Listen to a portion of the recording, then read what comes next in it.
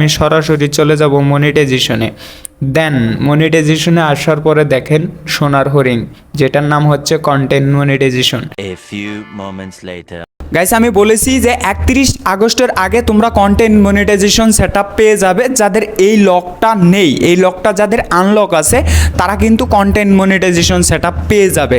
দেখো আমার এই পেজে একটা ভিডিও বানিয়েছিলাম যে আমার এই একটা নতুন পেজ, যে পেজে নাকি 100 ফলোয়ার্স, সেই পেজে কিন্তু আনলক হয়ে গেছে। আর আনলক হওয়ার আজকে 15 দিন, এই আনলক হওয়ার 15 দিন পরেই কিন্তু আমাকে কন্টেন্ট মনিটাইজেশন সেটআপ দিয়ে দিয়েছে। 31 আগস্ট আরও অনেক দিন বাকি আছে, তার আগেই আমাকে কন্টেন্ট মনিটাইজেশন সেটআপ দিয়ে দিয়েছে।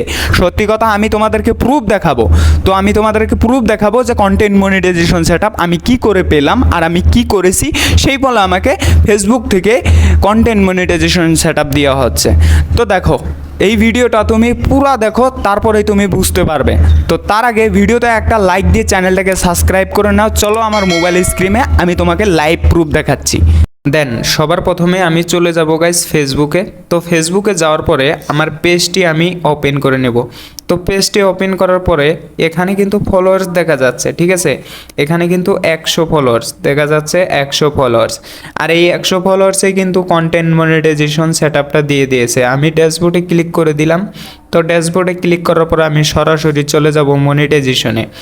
দেন মনিটাইজেশনে আসার পরে দেখেন সোনার হরিণ, যেটার নাম হচ্ছে কন্টেন্ট মনিটাইজেশন। এই সেটআপটা কিন্তু আমাকে দিয়ে দিয়েছে 100 ফলোয়ার্সেই।